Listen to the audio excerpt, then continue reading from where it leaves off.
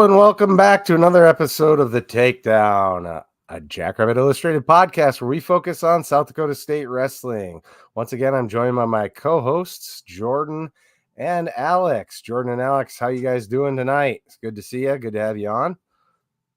Doing well, Chad. Jordan, how's life down in Texas there? It's interesting. Had to drive all day to get down here. We just pulled in.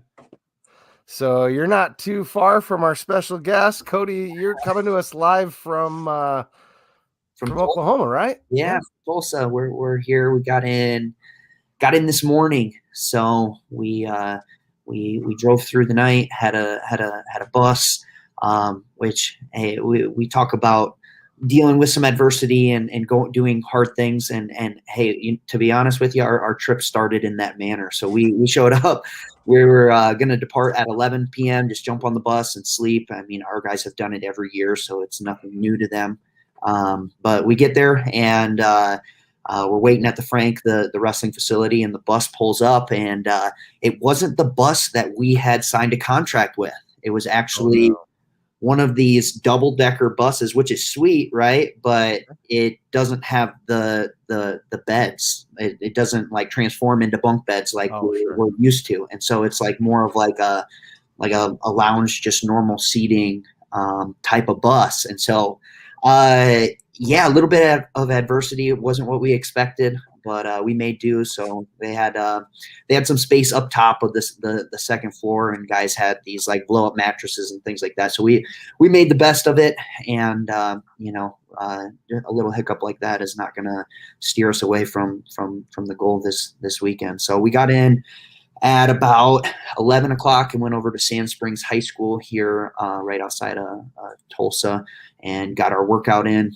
Got guys in a good place as far as their weight, kind of got the trip out of them, and checked into the hotel. And we've had some food and just kind of getting acquainted to Tulsa. It's something that we're pretty familiar with at this point, having the Big 12's here every year, and national tournament being here last year as well. So we are in Tulsa, and the Jackrabbits are excited. Well, if there's anything that's more uncomfortable than a seat in a plane, it's a bus seat.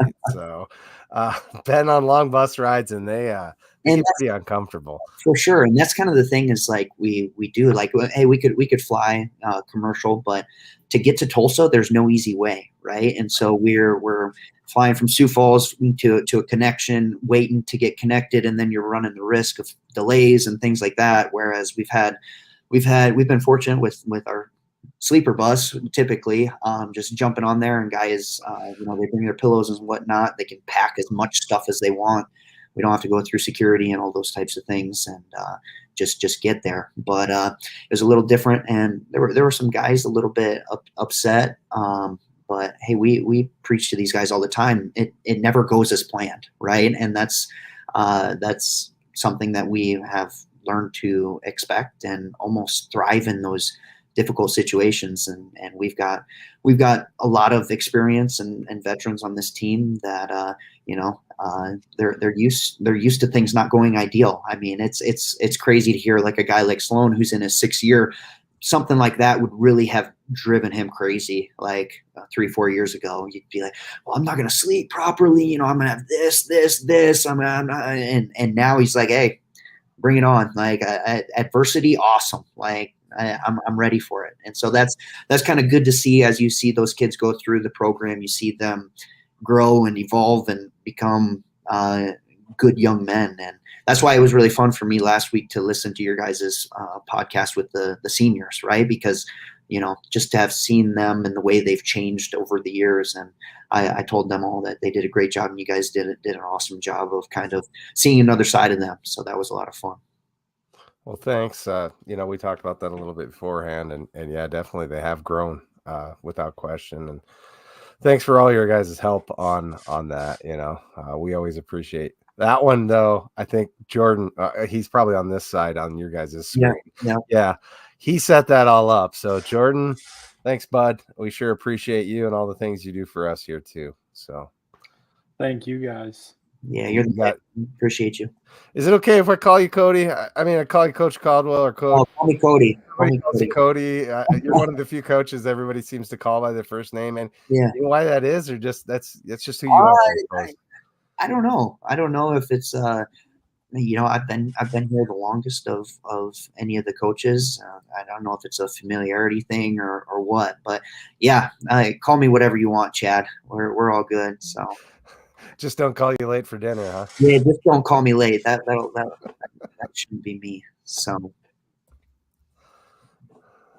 Well, you guys traveled down there, made it there, get warmed up, ready for a big postseason tournament. Yep. Talk through that a little bit. Yeah. What maybe special preparations are taken this last 2 weeks? You had the bye week in there too, right? And the whole season comes down to these next 3 weeks. I mean, it's exciting, it's nervous, it's all the above. This is, for us fans, this is what we live for when it comes to NCAA wrestling. I can only imagine for you guys.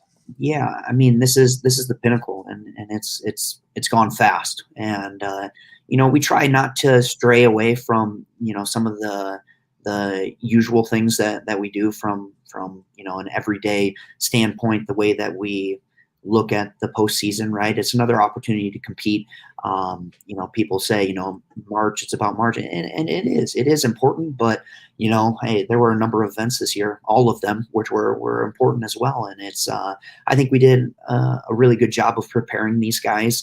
And, as far as training and things like that, it changes, right? Because we've built up for so many weeks and months throughout the season to, our guys are in shape, right? Our guys are, from a strength and explosive and a technique perspective, they're sound. Like now, these past 2 weeks has been more about continuing to instill confidence and making sure that they're in a place mentally that they're excited to go wrestle. And, if there were any bumps and bruises and things like that, we were able to tend to those things so that, hey, our guys are feeling as good as they possibly can come this weekend, right? I mean, you talk about the national tournament. Well, you have to wrestle the Big 12 championships in order to get to the national tournament. So this is the date that is most important up to this point. And it's been fun. I mean, it's been a great season. I think you can look at the season and probably the best regular season that the Jackrabbits have had in the Division I era. I mean, you look at some of the things that Coach Hahn has done from a coaching perspective under his leadership. We finished as the 11th ranked team in the country. We in and out. We even got as high as a top 10 program. We beat multiple very sound opponents, and it was a good season, right? That season isn't as rewarding if you don't have the March that you anticipate. And so this is all kind of a building block to that point. And I know our guys are excited. And we talk about March, but it's also, hey, let's not put March up on this pedestal, right? This is something that you guys have been doing all year. We've competed in a number of events. We've competed in 2-day events, and it's all a culmination for this. You should be prepared, right? Trust your training. Trust your coaching staff, your support system, and we should be excited and very much ready. And I believe our guys are. And I was telling a couple people just these past couple weeks have been it's been fun to see guys kind of start to get dialed in, and not that they weren't beforehand, but there's almost like a calmness, a confidence amongst them that, hey, they're ready to go. And we just need to get them to Saturday and let them loose, and keep it simple for them. And as far as you guys saw the brackets and all those things, like, hey, there are very few things that we can control, and it's about we'll do the game planning and things like that, and letting different guys, and we know our guys, right? We have really sound relationships with our guys, and we'll have them in the right place come Saturday. So it's going to be a fun weekend. It's going to be a lot of fun. You touch on this being one of the best teams ever. at SDSU. I'd say the other team that is in question would have been your first year here. Sure. What do you think the differences are about the two teams from that first year that was good and this year that's good? That's a great question. And I would say the difference between those two teams was, so when I came in that first year, that team was extremely senior heavy, right? I think they graduated a number of guys, and we have seniors as well, but those guys were guys that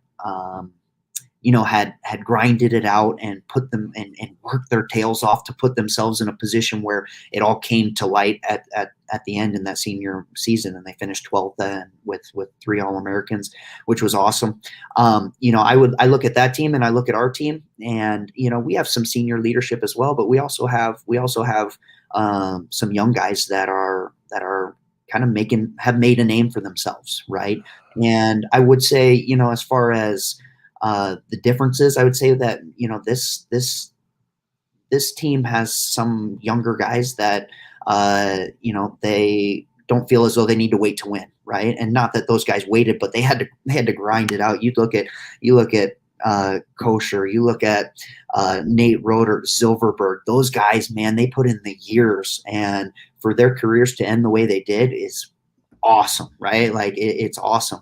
Whereas we have some guys that have had success, right? We have 2 All-Americans that have already. We have 2 All-Americans in our lineup, right? That are seniors, but they've been on the podium. They've done those things. They've been there for a while. And then you have some young guys that are knocking right at the door. You look at a Cale Swenson, who was around to 12 last year. You look at Bennett Berge, who's a freshman, right? And he's a top 10 guy right now. And I could go on and on, but as far as that goes, they're 2 very sound teams, and very much just as that team changed the whole landscape of Jackrabbit Wrestling, I feel like this team is making their mark as well. So when we think about that, would you say, and I think it boils down to the different personalities and how they've grown, like we were talking about earlier, but would you say there's more pressure on this team this year because of that, the high expectations with the rankings that we've got, or would you say the guys have taken it all in stride? I mean, I guess maybe to somewhat answer my own question, talking to them, it seems like they don't ever pay any attention to it, but you got to think at some level they do. Yeah. I mean, we try to keep it in perspective, right? It's wrestling. It's a game that we enjoy and that we put a lot of time into and effort. And to have a team like we do, you deserve to go out and leave it all on the line and reap the benefits and the success that comes with it. And so we don't try to make it out to be a big thing, because in the grand scheme of things, it isn't. It's cool to be part of a really sound team. But with that said, that doesn't change the way that we go about things on a daily basis. And this team it has been talked about. I mean, we talk about it as a staff more so. I mean, we don't really try to change anything with the guys on the team, but we talk about, hey, like, this could be the best team that South Dakota State has ever seen. And you talk about from a wrestling perspective, but I'm biased, but even from a sports standpoint, right? Like, hey, we're winning national titles in football. We're doing the things in basketball. We are highly successful. And you throw this team in there. Hey, you go and you put multiple guys at the national tournament, get guys on the podium. You break into that top 10. That is something that hasn't been done, right? Go be the first, right? Go be the trendsetter. The guys that make their mark and leave your legacy. And I know guys like those 3 that you talked to last week, a Clay Carlson, a Sloan, a Cook, that's what these guys want to do. They want to leave their legacy and their mark. And I can't think of a better way than to break into that top 10 and put multiple guys on that podium. And I know our guys believe it, and up and down the lineup. And so that's why this time of year is so exciting. I get goosebumps thinking about it, just because, hey, it's here, and it's go time, and our guys are ready. Well, just to point out one thing is our first D1 national championship was in wrestling, right? So we all just need to recognize that. Yeah. And football is not really a great comparison. It's tough to compare. Yeah. Basketball's better because they're going up against the same top talent that wrestling Yeah. is. So, I mean, when we have national qualifiers, a guy that gets second, guy that gets a championship, that's quite the deal. And I hope that, the casual people that we get that maybe view this podcast can really appreciate that. And maybe it brings some more people to Frost, because that place is looking pretty cool these days. And, we got the excellent, the Frank that you were talking about. And I feel like that's making a difference. And, the momentum's going in the right direction, obviously. Yeah, absolutely. And, these other sports, we feed off of each other, right? South Dakota State athletics is extremely successful, and they're doing big things on the national stage. And, everyone wants to follow suit, and we're one and the same. And we want to do it on the biggest stage, and represent our university, our community, and the utmost and the best way that we possibly can. And so, I mean, we want to be great, and I feel like, we are doing things to put ourselves in that position.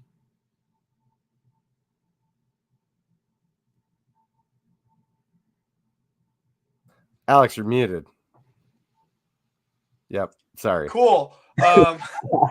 All good.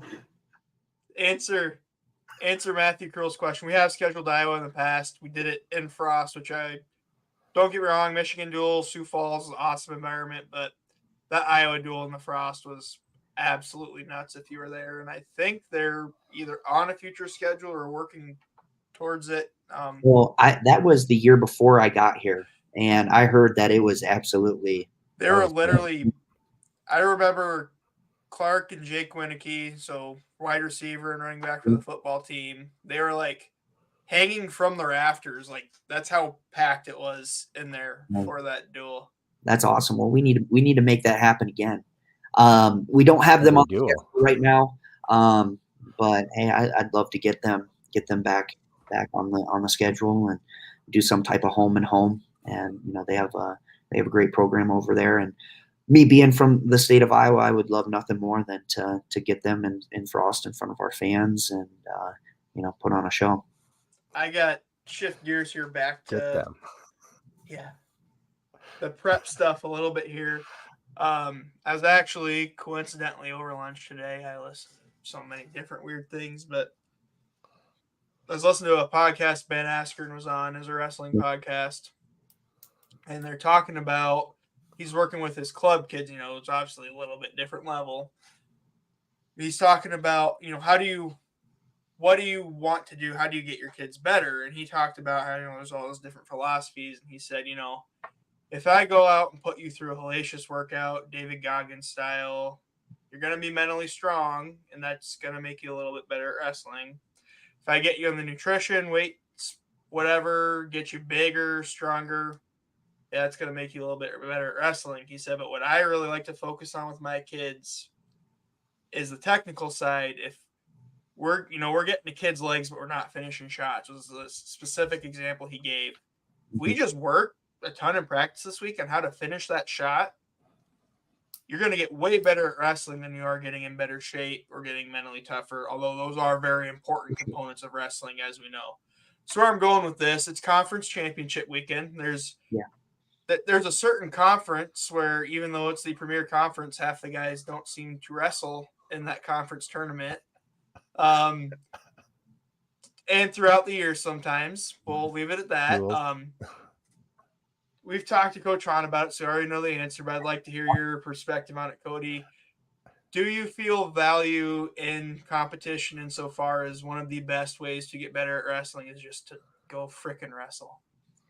Yeah, and I 100%, right? Like, there are a lot of different philosophies and ways to go about things, but I think one thing that we preach to our guys is you have to compete. You have to go out and be a competitor. And I mean, you can't be an All-American without competition, right? You can do all of these things in the room, outside of the room, preparation, and all of that is extremely important, but you also need to compete. And, our guys are competitors, and, you talk about the schedule leading up to the conference championships, and we try to simulate some of these events throughout the year, like multiple day events, right? We go out to Cliff Keen, we wrestle a 2-day tournament, right? And so we feel like that's something that helps us for the Big 12 championships, which is a 2-day event.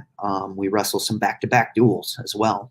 Friday, Saturday, we were at Oklahoma and Oklahoma State, which is not easy travel, and trying to prepare ourselves just as we do in practice and outside of the room with our rest and recovery. We try to simulate those things from a wrestling standpoint as well. And, we're going to be a team that goes and competes. Like that's us.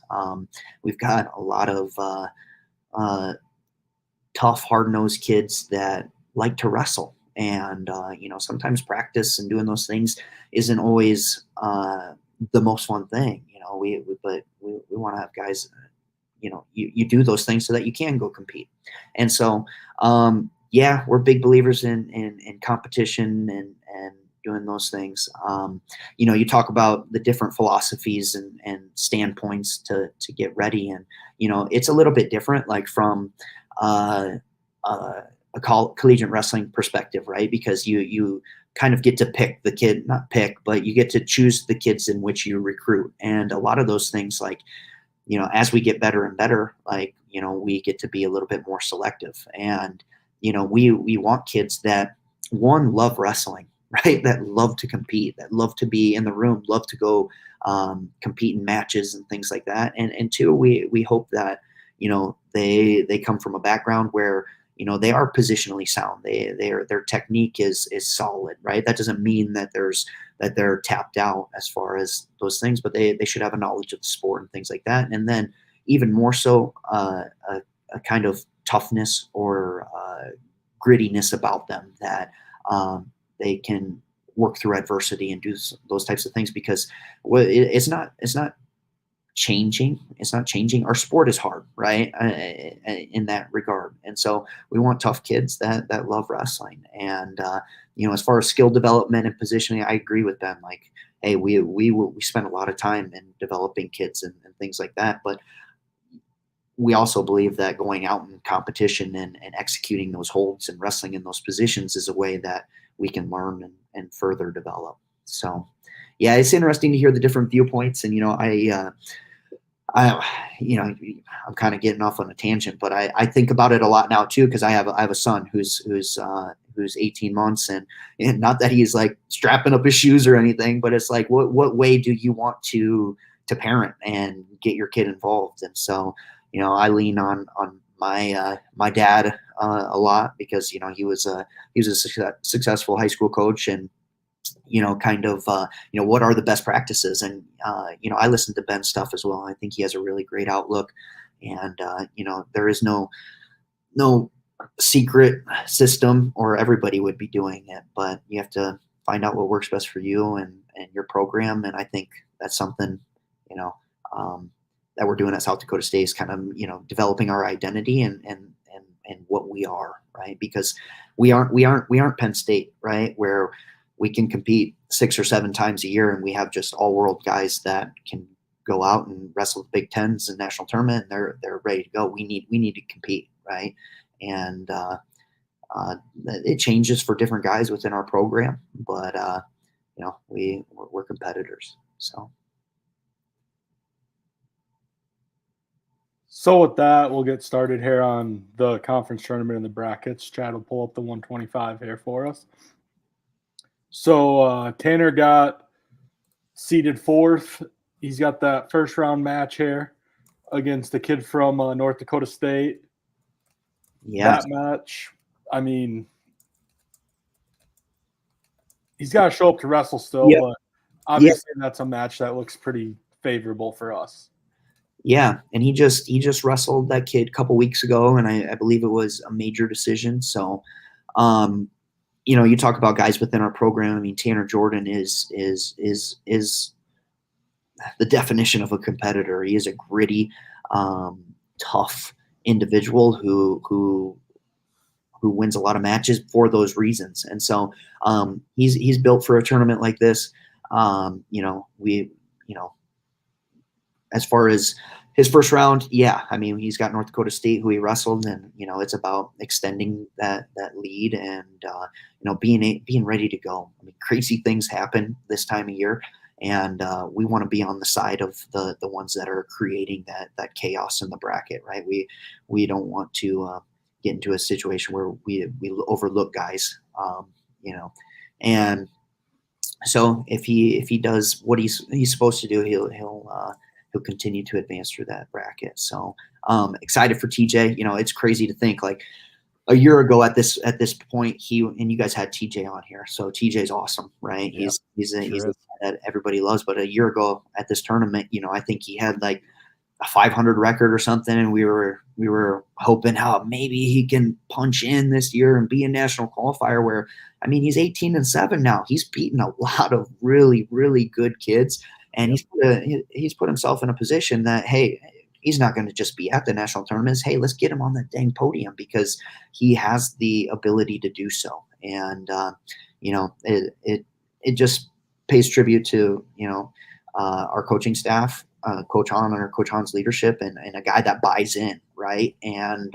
has truly developed and, made some significant gains. And we're really excited about TJ and this weekend. So yeah, and you got to be kind of.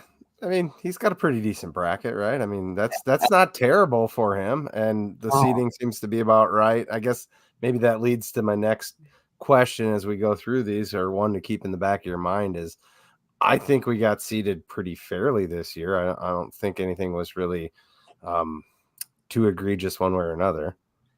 Yeah, I'd agree with Chad. I thought it was fair. The Big 12 takes into account a number of different things between head-to-head results, your RPI ranking, your coaches ranking, common opponents. So it's a system that they use and went through those different things, and this is where he ended up and the rest of our guys ended up, and he's got a win over Volk, but I mean Jory is a super wrestler. Yeah, he's great. He's a world champ. He's an age level world champion, right? And so that'll hopefully we do what we're supposed to do and be able to get after it in that quarterfinal. It's just looking at like there are some tough guys in that all of these brackets, right? Our guys have to be ready to go from that first session. And I was talking to somebody, just guys have to be ready to go right away, right? I mean that first session, they start at 10 a.m. and they wrestle the first 2 rounds of the front side. Like, hey, that determines if that is a major determinant of whether you're going to wrestle at the national tournament or not. And so like you can punch your ticket right away. And there is no. I was just going to say there's 6 allocations for 125, and a lot of these other weights too. But so if you make the semis, you're going to Kansas City. Yeah, and you look at those quarters, and they're brutal up and down. The Big 12 does not get any easier, and our guys need to be ready to go. And we're confident in our guy at 25 that he's going to go and be ready to go from that first whistle. And if he chalks, he gets rewarded with another stud. But we have to feel good about the fact that he's already wrestled all these guys. There's no one new, right? This year. Yeah. TJ is a competitor, man. He wants to compete. Like if he could wrestle this whole tournament on Saturday morning, he would. Just he's the guy that loves to compete, and the harder it is, the better it is for him. And with this weight class at 125, you look at the rankings and the RPI and everything, and you could have had 10 kids allocated for spots at 125. So this is definitely not a gimme walk in the park, but it's going to be a good weight class to watch.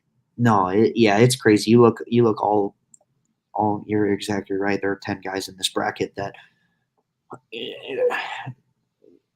could beat each other on any given day. And it's going to come down to who is in the right mind space and ready to go when it's time to put that foot on the line.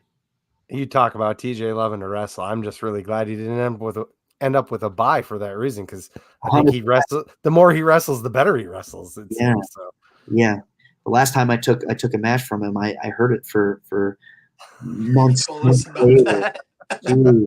He did tell us that. Yeah. He gets hit in the eye, and his eye's all blown up. I'm like, man, like maybe you don't need 5 matches in one day. And unfortunately, the brackets came out, and I switched. I had reshuffled them so the bye would, be somewhere else, and he was not happy with me. I did not hear the end of it, but hey, I'd rather have that than a guy, upset that they have to wrestle. I mean, that's what they're here to do. A guy ducking out like other, other places. Yeah. So that leads us into 133 here. So again, Derek Cardinal, 4 seed, 6 AQs. He's got guy he beat first round right away again, and then Farber, who he has not seen this year, could be a pretty interesting quarterfinals match. And so actually he did see Farber at the Daktronics. That's right. That's right. Yeah, and so that was a while ago, and he did come out on top of that match. But Farber's good, and actually, so that Utah Valley kid, he wrestled earlier this year as well, as you paid mention to. He was losing that match. He had to come from behind, and ended up controlling it at the end. But that kid's a sound competitor as well, and Derek needs to be ready for a fight each and every match, right? And if he does that, and he's offensive minded and ready to go score points and get on guys' legs, hey, I really truly believe he can beat all these guys. I do. But if we're waiting around and kind of just trying to simply win the match rather than going to score points and do those types of things, then it's going to be a tough go. But his training has been awesome these last all season. He's been pretty good, but there has been some bumps in the road, and it has come because trying to kind of hold on, trying to wrestle close, and he's one that needs to be out there firing, and he does that. He's going to be just fine. So excited about Derek, and he's another guy that, hey, a year ago he was a guy you were like, man, like he's okay, right? He's okay. And this year, he's been a guy that continues to show up for us, and is a guy that we've relied upon throughout the season. So excited for him. I'm excited for all these guys. That's going to be a common theme. I'm pretty freaking jacked. So Cardinal, he'll be ready to rock.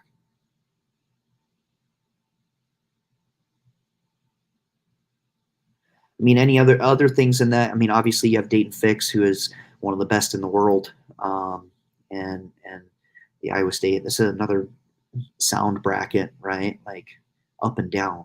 Jeez. There's not going to be very many weak ones in the Big 12. That's part of what we signed up for. But I know it is, and so it's like, and I'm not going to get off on a tangent here, but if Coach Hahn was here, he would. But it's crazy. So this is the Big 12 continues to get better. We allocated less spots this year from exactly what you're talking about. Guys not wrestling, guys, not doing what is best fit for the conference. I get it. There are injuries and hiccups and things like that, but man, like, you go to 25, like Jordan was saying, like for there to only be 6 spots. I mean, I look at that and there should be 7, 8, 9 spots, but that's why we have our guys go compete and do what they can, not the betterment of themselves, but the betterment of the conference and having us well represented at the national tournament.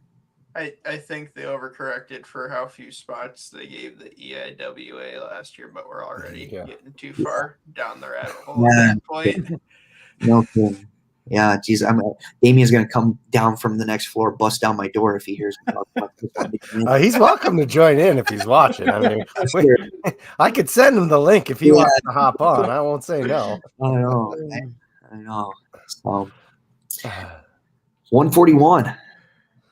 Yeah. What do you guys think of this bracket? Jordan? Oh, this one's another one that I don't know if I agree with the 5. Like, there's probably at least should have been 6 there. I think that should have allocated, but they only gave us 5, and we're going to have to roll with it. But I guess I don't think Clay's wrestled the West Virginia kid this year, has he? No, last year he did at this tournament. Yep. It was a match that he won, but it was close. It was contested. It was one that Clay kind of had to, typical Clay form, had to run him down at the end. But yeah, I agree with you, Jordan. Like, I mean, there were, and I don't need to get specific, but there were, I think, 3 guys that were like right on the bubble as far as earning allocations. And so, this one at bare minimum was going to have 5, and at max was going to be 8. So it ended up with 5. Great. We were one that did allocate a spot. And what we talked about with Clay when we sent him to get more matches and do those types of things, that worked out, right? And to put him in the best position to get to the national tournament and earn an allocation for the conference. So 5 seed. He'll have a bye. Then the winner of that, Darren Green, who he wrestled earlier, and Jordan Titus. Titus is 21-2, man. He's been really freaking good this year. And Clay's gonna have to show up and be ready to go. And you look up and down that bracket, like there are some hammers in there, and not just guys that are gonna be looking to do well here. They're gonna be looking to get on that podium here in a couple of weeks. So it should be awesome. Clay, March Clay is a Clay that not a lot of people want to wrestle. So I truly believe that he is, I know that he's ready, and I know that he's excited and ready to cap off a phenomenal career and one of the best jackrabbits to ever come through. And he's going to finish it in a big way. It's really all or nothing for him at this point. I look at this bracket, I think, oh man, he got the tough side, Yeah, But you go look at the other side, and it's like, well, did he? I don't know. I mean, it's going to be tough, and Clay's just got to be Clay, right? I mean, at the end of the day, he's got to do what he does and do it well. Absolutely. We move on down to the next weight, or up, I guess, rather it would be. And we got 149. But Alec, it's like we all ended up with like half of our lineup ended 4 5s, on the top of the bracket. So he's going against Cal Baptist. He beat that guy, right, earlier this year? Yeah, he ran at home. What was the score of that one? I don't recall. I want to say it was like 2 or 3 points. It was close. That's what I thought. Yeah, I mean, that kid is hard to wrestle. He hangs around and tries to finish at the end with on top. And Alec is going to need to stay within himself and continue to get to legs. And as you've seen, he's best when he's being offensive. And right. He's got to break through kind of that defensive wrestling and push himself to go score points. And then we'll take care of that match. And it's on, if he makes it to the quarters, he's got a rematch with, and I know for a fact he wasn't real enthused with his match at Oklahoma State this past month. Kind of got caught in the cradle and got decked at home. And he said to me after that match, hey, like, I want that match back. I want that match back. Well, hey, we're gonna have an opportunity to do it, and it'll be fun. And again, you look up and down, and Big 12's stout, and there is no easy path. So we come to 157 here, where I think maybe it's hard to argue. You maybe have the one guy who is underseeded a little bit, but at the same time, you lose close to the 3 and the 5. Yeah. 6 is probably where you end up. And I know Kale's chomping at the bit to get those 2 back, and he probably has a chance at 1 right away in the quarters here. Yes, absolutely. Yeah, you're exactly right. I mean, you think Cale Swenson, he's 6th, and then you look at the other guys, you're like, okay, it kind of makes sense. And he has a bye that first match. So what they do that I'm sure most people know, they seed the top 8, and then the remaining 5 they draw in, and the remaining 3 buys they draw in as well. So he had a bye that first round. I would assume that Okie State's going to win, and we lost to that kid in overtime at Oklahoma State. And so, yeah, Swenson is chomping at the bit to get that match back. And this bracket is tough as well. And he's had a lot of extremely close matches with the majority of those individuals. And I mean, whether it's a 1-point match or an overtime, I mean, Cale Swenson has 7 losses, but you look at his losses, I mean, it's 1 point overtime. The margin for error is so small. And, he's one that is excited, and he's ready for another opportunity to go scrap. And he's a competitor, man. He's a competitor as well. So we're excited for Cale. Then we at 157 also with Cale. I mean, like, it's like, as a kid growing up and you get in the program, you got to mature a little bit and quit making, I call them freshman mistakes. And there's a couple mistakes earlier this year that it's time to run and show. Yeah, that he's matured and grown this year. That's true. And it is so true. And there's no better time than now to do just that. Then we get to 165 here, and Tanner, even below 500, and as bad as he says the season's been, still comes away with the 7th seed. And he probably has a match that I don't know if I'm excited for this match or not excited, because I know these two spent a lot of time in the room wrestling together. But he's got Jack, and people that don't know, Jack transferred to UNI, so that'll be his first match this year or in the tournament. Yeah, kind of ironic, right? That is the first round match. And to be honest, like, we love our guy, right? We love Tanner Cook, and he plays it out that I'm not even 500, blah blah blah. Tanner Cook can wrestle. Tanner Cook is a great competitor. Tanner Cook is a guy that people don't want to wrestle Tanner Cook, right? And I sure as heck wouldn't want to wrestle him in March, right? And he is giving us everything that he has. And I know that this last month of his wrestling career, you're not going to see him back down, and he's going to throw the freaking kitchen sink at guys. And I'm saying he's going to make his way to the national tournament. I'm saying it, right? We believe in that dude, and we're excited for him to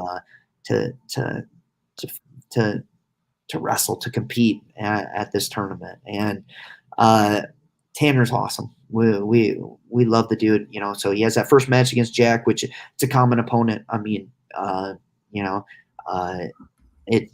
it's always weird kind of wrestling in a match, but hey, you can't control that. And so he needs to go out and compete the way that he knows how. And I truly believe that he's gonna mess up this bracket. So it's gonna be fun, because this one is a crazy one. It is a crazy one. You got not many conference championships have 2 national champs in them, as well as a number of other All-Americans. So, it's tough, but I wouldn't be the one that wants to draw Tanner Cook. Well, Tanner, he's definitely got to wrestle his style, right? But let's just not forget to remind him that he's got a really nice shot that he could use, that he seems to not use all that often. Maybe the Big 12's is when to hit that. I don't know. This is the time to pull it out. No, it's crazy. Like, I'll be watching in the room, and I'll see him like hit a blast double, or like a beautiful attempt, and I'm like, man, I yell at him, man, that was awesome. That was so good. He's like, yeah, whatever. Like, he likes to downplay it, but he knows how to wrestle, and he has some tricks. He has some tricks, but he also has some solid leg attacks, and hey, this might be the weekend you see some of that. Well, if they're just waiting for you to throw the old mixer or gator bacon, whatever you want to call it, and they might just be open for some shots. For sure, see it coming. Yeah. So move on to 174. This is one of our number 1 seeds. Cade obviously has earned this. I don't know what to say. All good things to say about Cade, right? But at the same time, I still feel like Cade's got more. Like, the guy's so good, and he's so smart that he uses just what he has to win sometimes. And I'd really like to see him just go out there and tear it up, like we know he can. Absolutely. I don't know what else to say. I think he's got a pretty good chance at winning this. And I mean, what are your thoughts, I guess? Cade is so good. He is so good. He is so technically sound and smooth, and you're right. Sometimes you'll see him wrestle a more tactical match when, hey, he has the ability to blow it open. He really does. Like, he is so good. I watch him and Sloan wrestle. They wrestled more this week than more this season than they've ever wrestled in the past. And the dude is good. And if he would just open up like some of the things that you see in the room, he would. I'm calling me crazy, but he'd bonus everybody in this bracket. Like, he is that good. And he's one that, hey, he's been consistent this year. 18-1, his only loss to Michigan, but he has earned that number 1 seed. And but now is not a time to protect it. Now is a time to go let loose and go score a bunch of points and make your way to the national tournament, man. Like, he is wrestling better than he's ever wrestled this year. He's been fun, and you're finally seeing what we've seen for many years in the room. Like, he's really a special talent. And not even only the Big 12, but the whole 174 weight class as a group. I think he's the most battle-tested one there is, and he's only had one hiccup all year long. You're exactly right, Jordan. I mean, you look at his schedule, like, there's a reason why in the RPI he's the number 1 ranked guy in the weight class, is because of his strength of schedule. He's wrestled a lot of really solid competitors, and he's been steady. And he lost 1 overtime match. And other than that, he's been just on a tear, and I don't see it stopping now. Then we get to 184 with Bennett here, and he is seeded with the 3rd seed, and he's got Cal Baptist right off the bat, which I think will be a good match for him there. Yeah, absolutely. I mean, Bennett is really good at wrestling, obviously, but he is lunch pail guy. He's been one that has just been a treat to have in the lineup. As far as, hey, we rely on him heavily. I mean, you look at the guys that have been most consistent in our lineup, 74, 84, 97, and Bennett being a freshman to do that too at a heavier weight class. A lot of times you see those young kids come in at 25, 33, 41, but for him to come in at that weight class and be a guy that has just been steady. I mean, he is him and Cade DeVos are both extremely technically advanced. They give guys fits just because they're better at wrestling than most guys. And so he's been a treat to have in the lineup. He's a guy that, he's been battle tested as well. He's been battle tested, and he's ready for this moment. His first Big 12 tournament, but man, we brought him along last year to kind of get a lay of the land and better understand what to expect. And I know he is really excited for the opportunity. He's awesome. He's one that has his sights on, not just this tournament, but here in a couple weeks. And, I'm glad I've got Bennett on our team. I know that. Go ahead, Chad. No, go ahead. Sorry. Okay. I know that I don't really want to get the horse in front of the buggy here, but God, I could love to see a Bennett Plot rematch in the semifinals. That's where I was going. Yeah. I think we're all on the same page here, and obviously you've got great competitors, and he's beating those guys. Would love to see that, and if Bennett does what he is capable of doing, that's what's going to happen. And hey, for those of you that saw that first match, it was very controversial.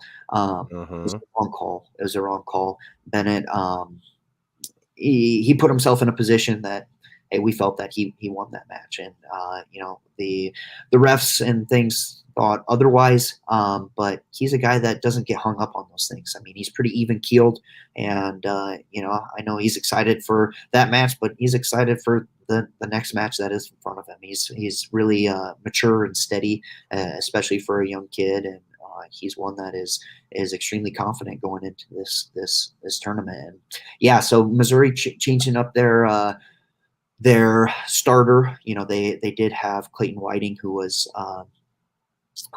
their guy for the majority of the season, and Colton Hawks beat Feldkamp from Iowa State here a couple weeks, and so he slid in there, and we had beat Colton Hawks in the duel. And so yes, this is the match we wanted, but I know Bennett's not looking far ahead. He'll take care of business and go score points and continue to do his craft.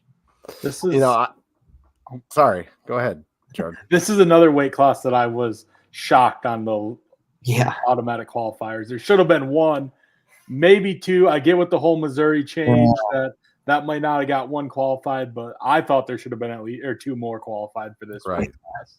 Yeah, I agree, and that's why it's frustrating when you have a team like ours that we know everyone knows the criteria to qualify spots, and it's the coach's rank, it's your RPI rank, which is RPI. You need 15 matches to have an RPI, and it's basically like a formula, right? So you don't really have much control of it other than getting the 15 matches and then winning percentage. And you see us consistently seeking out those opportunities to better put us in a position to allocate spots for the conference, and it can be frustrating when other teams don't do the same. And so either way, we got to wrestle, and that's why they have these events. And I truly believe that we'll be in a position to get a ton of guys to the national tournament. I love how you guys continually say allocate spots for the conference when and that's true. That's a true statement, but it really means allocating spots for our guys or opportunities for our guys. I mean, it's the same thing, but really you're allocating your own spot when you go out and do that. And we should all be trying to do that. So that's one of the things that irritates us a bit with dodging on different duels and not showing up for tournaments and so forth. But go ahead. What were you going to say? Yeah, I mean, we allocated 8 spots, and you look at last year. I mean, we did the same thing. We allocated 8 spots, and 2 other teams came and took 2 of those spots, and we had to get wild cards, right? And so we ended up getting 8 through. But because we had done the body of work, we put our guys in a position to get to the national tournament. But yeah, at the end of the day, you gotta wrestle at the conference championships. But I agree with you. It's not good for the sport to sit out, especially when people are anticipating these big matches. You want to grow the sport, you got to wrestle, right? Yeah, I get it. Sorry, we keep beating that drum. This year because I'm with you, man. Like I love this sport, and I want it to continue to grow and thrive at the biggest level. But you can't have these. You got to make it matter more. Make the duels matter more. And I don't have the exact answer. I really don't. But I know that in order to continue to grow our sport, we need to make some adjustments. And part of that is guys wrestling, guys competing, and being exciting to fans and being a product that people want to watch. So. Well, we were lucky enough to have Bennett on the podcast earlier, and he was a great interview too. But I just wanted to mention, I called him a lunch pail guy. And to me, maybe that comes from Coach Stig over at football, but that guy just shows up and goes to work, you know, he just brings his lunch pail, goes to work, doesn't say anything, gets the work done.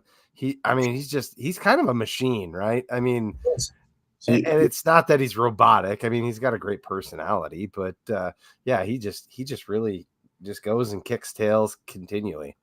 Yeah, and he's a guy that he shows up every day, and he works, and he lives the right lifestyle, and as you know, taking a leadership role in in some capacity as a young guy, just by the way he goes about his business. And you know, it may not be the way that everybody else goes about their business, but hey, not everybody is having the success that he's having either. So. Well, that brings us to 197, and I guess I get all the easy ones with the number 1 seeds that I can just say, yeah, I expect this guy to win. But it's never easy. And, you know, I mean, we got Rocky Elam in there, and that there's some history there from last year's national tournament, and we got to wrestle Stephen Buchanan to win it too, likely. So, well, one of the two, I guess they could take each other out. I like Tanner's chances here. You know, last year was what it was at the Big 12s, and maybe that's a motivator for him. Yeah, absolutely. I mean, he's the number 1 seed. Tanner Sloan is another guy that has been just steady, man. And you know, I've had the opportunity to spend a lot of time with Tanner and to see him grow and progress.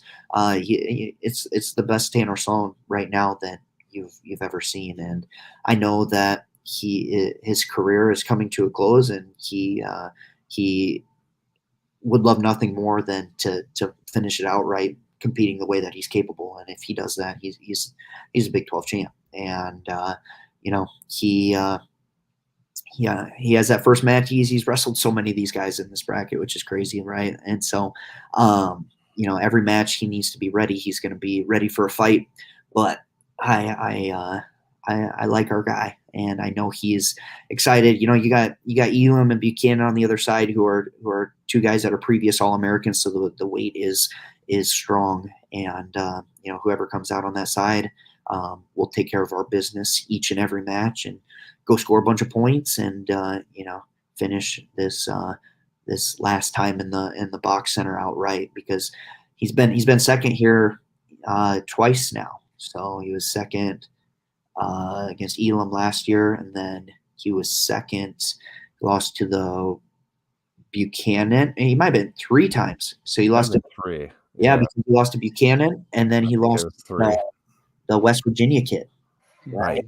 And so, and then the other year he injury defaulted. He had a shoulder issue, and had to get a wild card. So, hey, 6 times a charm, right? No, 5th time. It's 5th time, but his 6th year. And you know, Tanner is he's the man. Like we've been through a lot together. He's been through a lot throughout his wrestling career, and you know, as I say, he's really become a mature young man who is he's excited to finish out his career the way that he's capable. And he does that, he'll leave here no regrets. And again, one of the best that South Dakota State has ever seen. Now, I saw your guys' cool little promo that you brought up. You tweeted out today, right? That was pretty cool. And I think I spied you wrestling Tanner in that, right? Yeah, I've wrestled. I've wrestled. I got a follow up on that. So that was you wrestling Tanner. I saw that right. Yeah. So let's just say 100 times you wrestle Tanner. Yeah. Like actually wrestle him. How many of those do you suppose you win? Oh my goodness, they're very few and far between at this point. I'll be completely honest. So when he first got to school, you know, it was a lot of beatdowns on my side giving to him. Now it's definitely the other way around, and so he definitely gets the best of me. He's one of the best guys in the country at his weight class, and we've wrestled each other a lot, man. Looking back on his career and stuff, I mean, me and him, we've been to 2 different countries together. We've gone to so many different national tournaments and things like that. And so it's been a hell of a ride. And you know, I'm excited for him to finish this thing out. And so he's an awesome dude. He's one that, you know, you spend a lot of time with kids, and whatnot. He's one that I've been able to see, you know, from the recruiting process all the way up through his 6 years. So it's been a hell of a ride, and you know, excited for his last month of the season. Cody, what's it really going to feel like? Is it going to hit you until I'm going to say the awards stand at the NCAA tournament? Is it really going to hit you that he's not going to walk in the room next week and wrestle you again? Yeah. Your guys' life is very well documented on how you guys have did everything together these last 6 years. Yeah, you know, and heck, we even look back to that article that you did, Jordan. I know that was one of the first ones about the Junior World Championships and things like that. And so, yeah, I don't know exactly when it'll be, if it'll be the award podium, if it'll be, you know, that last match, the banquet, I don't know. But it will be, it'll be emotional, and we're just trying to enjoy the ride up until then. You know, one positive is hey, I won't have to take so many beatings. It will be a lot less hard on my body there for a while until the next guy is gets to be as good as Sloan. But those are big shoes to fill, and you know, he's done a great job. Apologize for my short disappearance there. I had a little girl who was insistent. Her dad had to put her to bed. Her mom could not do it, despite her mom probably having done it 100 times. That's I say that because my son very much is in a mom phase, and so he wants nothing to do with me. And so I appreciate hearing that. So I'm hoping that maybe it comes back, because my daughter's a little bit older than your son is, okay. Cody, and it swings back and forth. Okay, good. Get worried. When I left yesterday for Tulsa, when he's telling, I'm saying, hey buddy, I love you, you know, be good for mama, and he tells me, go away, and I'm like, oh, dude, come on, man, like, you get that. You get that daycare drop off is some days it's okay, bye, what are you still doing here? I'm playing with my friends. And there's the other day, all of a sudden she's like this, another girl started watching, she's my daddy. Yeah. But I have to, my wife, she may be listening, she may not be, but I got to give her a shout out, because she holds down the homestead back at home, and I appreciate her very much. So, but all right, let's get into this heavyweight bracket. So Luke, he's got a little bit of a tough draw, but you know, it's never easy being a freshman heavyweight unless your name is Gable Steveson. So let's run through Luke's bracket a little bit here too. Yeah, I mean, heavyweight in the Big 12 is tough, man. There is no way around it, right? And, you know, Luke has been a guy, I mean, he's been a guy that has showed up week in and week out. He's been in and out of the rankings. I think he finished like a top 30 or so in the final coaches ranking. So he's a guy that is competing with these guys, right? He is wrestling against full grown men, right? He is still growing. He's still growing into his body. He has continued to get better. It's a situation. It's not easy, and to be frank, he's going to have to beat one or two guys that he's not supposed to beat to get to the national tournament, and that's no secret. As you've seen in some of his matches, he has some things that not a lot of heavyweights can do. He's long, he's good on top, he can wrestle in different situations and scramble well. He needs to force those positions and give himself the best opportunity to get his hand raised. You know, and if he does that, hey, he's our guy. We back him 100%. And you know, it's he starts out with the Wyoming kid who is a sound competitor. I don't know if he's wrestled a number of the Wyoming guys. I'm not sure if they've wrestled or not, but you know, he's a good competitor, and he's got to be ready to go from that first whistle. And you know, we talk about a lot with Lucas just being a focused effort for 7 minutes, right? Sometimes we get out of our kind of routine or way of going about things, and kind of we'll hit a shot that maybe wasn't necessary, right? And when you do that against a guy who's 260, 70 pounds, it's tough to recover from. And so we need to wrestle to our strengths stay in the fight, but also not force things that aren't there. Let it become a battle on the mat, and utilize making everything hard on our opponent, from a defensive standpoint, a scoring standpoint. And, he does that. It wouldn't surprise me. He takes out these dudes and finds his way at the national tournament. And, either way, it's going to be tough, just like all these guys. It's tough at the Big 12 championships. And, he's got to be ready for a fight.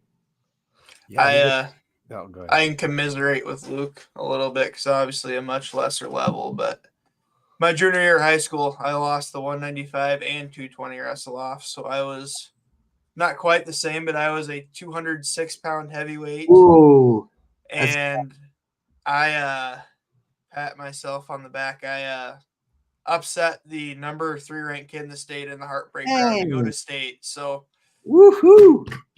Use awesome. my inspiration story of 12 years ago to propel yourself there, Luke. Hey, you know what? I might use that before his first match at the Big 12 tournament. Get him going. Hey, if he gets this first win, that next one, that's a doozy. Oh yeah. That's a tall task right there. He wrestled Hendrickson at the duel, right? He did. Yeah. He did. And honestly, I was pleased. He got pinned. He did well. Hendrickson pins a lot of people, right? Yeah. I was pleased with his effort, and that's all we're looking for, right? There have been matches that he has lost that we've been pleased with his effort, but there has also been matches that he's won that we haven't been pleased with his effort. And I mean, one to speak of is that Cal Baptist, right? That was exciting for the fans, right? Hitting a flail and doing those types of things. Well, it didn't need to get to that point, right? I was kind of over there, and I saw a video that it looked bad that we were just kind of sitting there like, okay, yeah, this happened, and everybody's hooting and hollering, which is awesome that he has that threat, but also like he's good enough where it doesn't have to get to that. Like he can wrestle, he can defend leg attacks, he can shoot shots and get his head up. Like he deserves to be here. He has earned the right to be here, and he needs to wrestle like it and compete like it, and he does that. He's gonna have a great tournament. So, well, I'm sure this can go all night, but we're just gonna take a few more here, and I have one that I've been waiting to kind of hit here after we got the brackets out of the way. Mine's a little different here for you, Cody. Maybe it's somewhat of an observation, maybe less than a question, but your father Rick, he's a Hall of Fame coach, right? And down in Iowa Hall of Fame, I believe. Yeah, he sure is. And he's at every one of your events. And, this day and age, to have a father spend that time and be there as cheer on his grown son, that's something special. And that's sure got to be meaningful to you. I'm inspired by it every time I see him. He's a great guy. I've gotten to talk to him quite a bit, and I know he watches this podcast. So yeah. Maybe speak on that and just how special and meaningful that is, because that's really something these days, Yeah, it is. It's geez, I'm getting a little bit emotional. Sorry. Yeah, you're all good, but I love that man. He's taught me everything I know. I appreciate him, and for him to be able to come back and support me. So he's recently retired, so he's doing a lot of fishing and watching wrestling. That's what he loves, and I'm incredibly grateful to have him and support me and be a guy that I talk to and aspire to be like. Right, he has laid the groundwork, and honestly, everything that I am is because of him and my mom as well. And so they're great people. They're great parents, and it is awesome. I love having him at the events, and he's family, right? You do anything for family, and I know he'll be at the Big 12 championships cheering, and he'll be at nationals, and he's a guy that has really made a significant impact on my life. And I know, speaking of him and his time in Brookings, right? He thinks of Brookings as home, right? Like, he'll see some of you guys there, and he'll come up and start a conversation. Whenever you see him, feel free to grab him and talk. I mean, he's one that loves being involved and chatting and whether it be wrestling or fishing or outdoors or whatnot. And he's really, that just speaks to our community as well. Very welcoming and a place that, he feels comfortable. And, so that's tribute to our people and the great town of Brookings. So sounds like somebody else we need to get on our podcast. Get him on. He might need more than an hour, 10 minutes though. That's fine. He's probably got great stories. Yeah, just don't get him and Damien on at the same time. So there is not enough time. You guys would have to buy like a new podcast subscription, like unlimited minutes or something. So Alex, Jordan, you got anything? Couple things here quick. Back for luncheons next Wednesday? Yes, next Wednesday we will have our last and final luncheon. No, I think actually we'll have one to recap the NCAAs, but next week Wednesday we will have our luncheon and we'll kind of recap the Big 12's, and then we will kind of look ahead to the national tournament. So the selection show for the national tournament will be that Wednesday night. So yeah, it's an exciting time. Like we're here. It's go time. So it's gonna be fun. And then I know my phone didn't ring a couple weeks ago on Saturday night, so I was disappointed. So let's hear it. Who won the 10 grand and how did the JWC raffle? Oh yeah, Jordan, I wish you would have won, man. I do. But so who won? It was actually 3 people ended up being like the final contestants, and so they split. They gave half of it back, and then they split it 3 ways. So it was a win-win for everybody, and yeah, our fans, our supporters are awesome. So we appreciate them. We couldn't have done it without them, and it's a huge fundraiser for us, and to be able to do the things we want to do as a program. Like go overseas with Tanner Sloan. Yeah, like go overseas with Tanner, and we've had it. Bennett went overseas.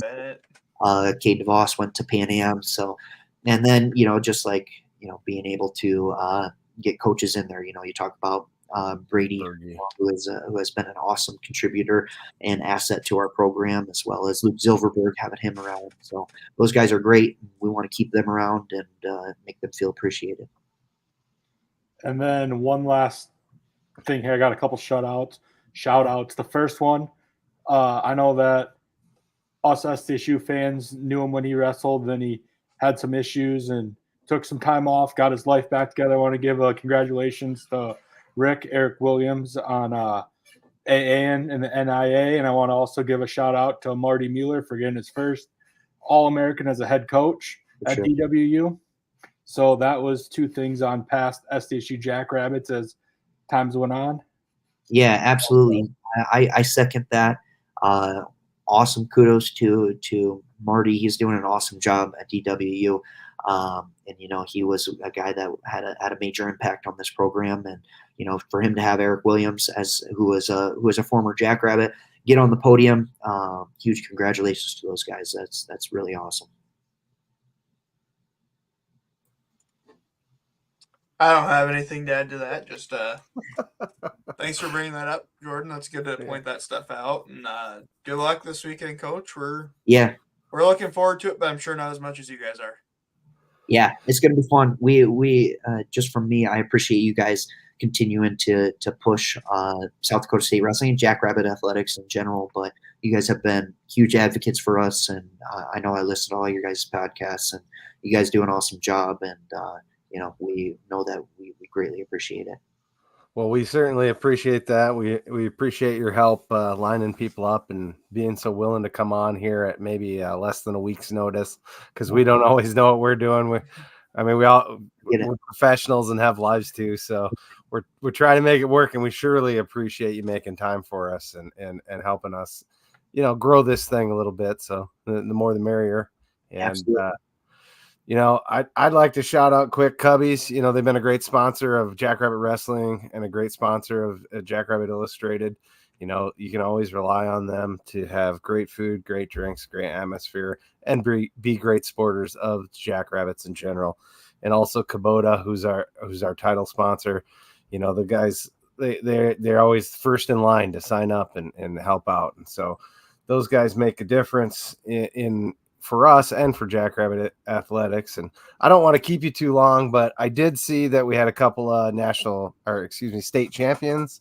And I don't know if you want to touch on that quickly or.